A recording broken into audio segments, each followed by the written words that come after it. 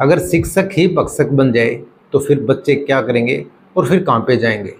लेकिन अगर आपके बच्चे अगर स्कूल में पढ़ते हैं तो ये वीडियो आपके लिए बेहद ज़रूरी है। या फिर आपके किसी परिचित के या किसी रिश्तेदार के बच्चे पढ़ते हैं तो फिर ये वीडियो उनके लिए भी आप शेयर कर सकते हैं। क्योंकि आज जो कहानी सुनाने जा रहा हूँ ये एक तो उत्तर प्रदेश से और एक उत्तराखंड से है। अब शिक्षकों ने अब जो पढ़ने वाले स्टूडेंट के साथ बहुत ही गलत किया, बहुत खौफनाक किया। लेकिन आज की जो कहानी है पहले है उत्तर प्रदेश से। उत्तर प्रदेश के आगरा में, दरअसल आगरा के जैतपुर थाना क्षेत्र में अब एक शिक्षक होता है और एक 17 साल की जो नाबालिग लड़की होती है वो अब वहाँ पे छात्रा पढ़ाई किया करती थी। उसके बाद अब वो शिक्षक उसको एक दिन अपने घर पे बुलाता है। उसके बाद जैसे ही लड़की अब घर पे जाती है, अब किस बहाने से बुलाता है लड़की को, या किसी काम के बहाने या फिर पढ़ाई के बहाने से उसको अपने घर पे बुलाता है। उसके बाद लड़की वहाँ पे पहुँचती है, लेकिन लड़की अब नॉर्मल होती है, उसको इस चीज़ का पता नहीं होता, इस चीज़ का आभास नहीं होता। अब वो एक गुरु जब बुलाए तो फिर शिष्य न जाए, अब वो भी उसकी तौहीन होती। अब वो लड़की वहाँ पे चली जाती है। उसके बाद अब फिर वहाँ पे जाने के बाद अब लड़की सोचती है कि शायद किसी पढ़ाई के विषय में बुलाया है। उसके बाद वो उसके साथ अश्लील हरकतें करता है और उसके साथ जिंदगी करने की कोशिश करते। फिर लड़की उस चीज़ का विरोध करती है, लेकिन वो अब उसके साथ जिंदगी करने पर उतराता है और फिर उस लड़की के साथ रेप करता है। अब जैसे ही रेप करता है, अब ये सब होने के बाद लड़की को फिर धमकाता है और धमकाने के बाद लड़की को वहाँ से अब घर आती है। लेकिन लड़की जैसे ही घर आती है, अब वहाँ पे घर आने के बाद अब फिर अपने पेरेंट्स को बताती है, अब अपनी मम्मी पापा को बताती है। उसके बाद अब लड़की के पेरेंट्स अगले दिन थाने में जाते हैं और तहरीर देते हैं। उसके बाद अब तरुण दीमन, अब उनके जो थाना प्रभारी होते हैं, अब वो उसकी FIR दर्ज कर लेते हैं और अलग अलग धाराओं में अब मामला दर्ज करके और पॉक्सो एक्ट में मामला दर्ज करके आरोपी की धरपकड़ तेज कर देते हैं। लेकिन आरोपी फिलहाल फरार है, लेकिन उसके जल्द ही पकड़ लिया जाएगा और आगे की कार्रवाई शुरू कर दी गई है। लेकिन ये मामला था आगरा का। अब जो दूसरी कहानी सुनाने जा रहा हूँ वो इससे भी खौफनाक है। तो आज की एक कहानी। तो नमस्कार, आदाब, सत श्री अकाल। मैं रवि शर्मा हाजिर हूँ क्राइम की कहानी को लेकर। लेकिन आज की क्राइम की कहानी उत्तराखंड प्रदेश का एक जिला है उत्तरकाशी, और इसी उत्तरकाशी में एक जगह है पुरोला। अब पुरोला क्षेत्र में एक निजी इंटर कॉलेज होता है, और उसी में एक टीचर होते हैं और उसी स्कूल के अब एक स्टूडेंट होती है। अब वो 10वीं क्लास में पढ़ाई करती थी।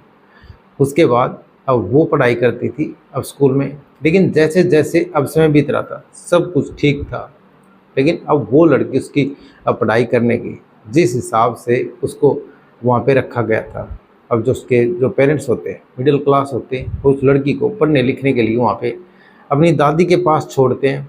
लेकिन अब लड़की के बड़े सपने होते हैं। अब लड़की कहीं अब पढ़ लिख के अब बड़ा बनना चाहती थी। उसके बाद अब वो वहाँ पे रह करके पढ़ाई किया करती थी। लेकिन वो जो टीचर होता है अब वहीं पे अब उसकी निगाहें उस लड़की पे होती है। उसके बाद उससे बातें चीतें किया करता था, लेकिन लड़की उस चीज़ से अनजान होती है। अब 10वीं क्लास में पढ़ने वाली एक नाबालिग लड़की अब उन चीज़ों से अनजान होती है, वो उसको समझ नहीं पाती थी। लेकिन वो एक हवस का पुजारी होता है। उसके बाद उस पर गलत निगाह रखता था और गलत नियति रखता था। उसके बाद अब जैसे ही सोमवार का दिन आता है, अब सोमवार के दिन अब वो शिक्षक उस लड़की से मिलता है और उसके बाद अब जैसे जैसे वक्त बीत रहा था उसी हिसाब से उससे बातचीत करता रहता है। अब वो सोमवार के दिन अब जैसे शाम होती है लड़की को अपने पास बुलाता है। अब वो उस कमरे में रहता था, अब उसी कमरे में वो बुलाता है। लेकिन लड़की सोचती है शायद किसी पढ़ाई के विषय में मेरे को बुलाया होगा। अब वो उसी हिसाब से नॉर्मल हिसाब से उससे मिलने के लिए जाती है और फिर अब वो जैसे ही उस कमरे में जाती है अब बैठती है लड़की। लेकिन उसके बाद अब उसकी नीयत बिगड़ती है। अब उसके मन में कुछ और चल रहा था, लड़की के साथ छेड़छाड़ करने लगता है।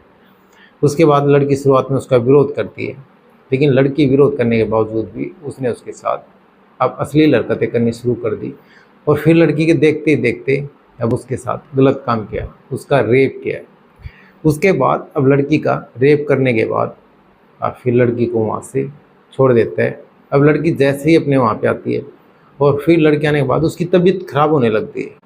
उसके बाद अब जैसे ही लड़की की तबीयत बिगड़ने लगती है, अब फिर पुरोला ज़िले में अब एक निजी चिकित्सालय होता है, उसमें उसको दिखाते हैं, वहाँ पे उसको उपचार के लिए लेके जाते हैं।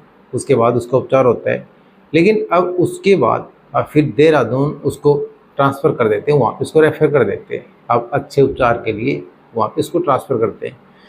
उसके बाद अब जांच होती है, लेकिन लड़की की तबीयत काफ़ी बिगड़ गई थी।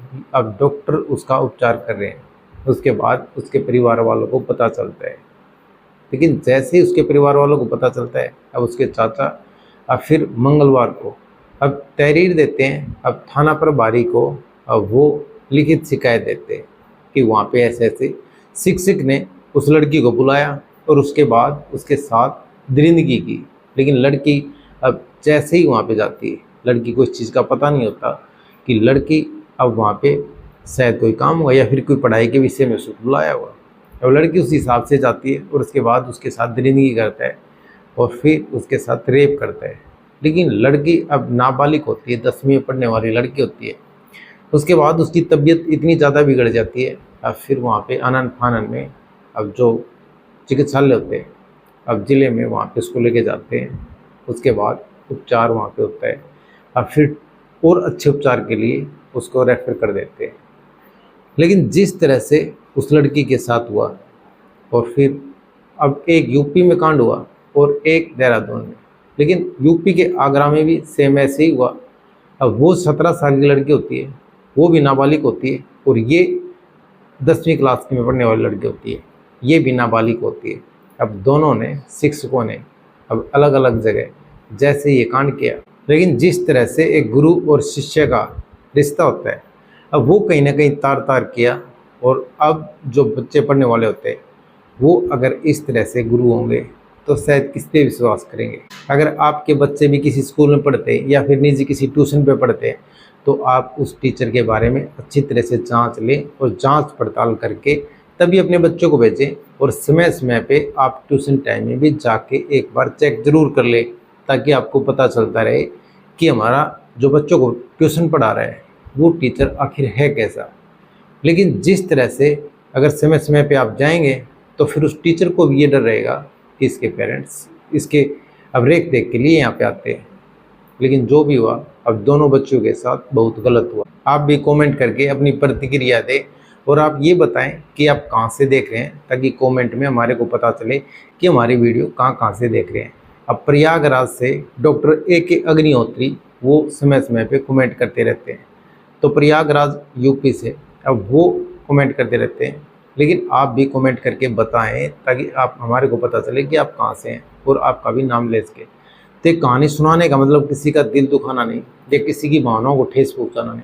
ये कहानी सुनाने का मतलब आप सतर्क रहें, सावधान रहें। तो कैसी लगी आज की कहानी, कमेंट सेक्शन में ज़रूर बताएं। वीडियो को लाइक कर दें, चैनल को सब्सक्राइब कर दें, बेल आइकन को प्रेस कर दें, ताकि हर वीडियो का नोटिफिकेशन मिलता रहे।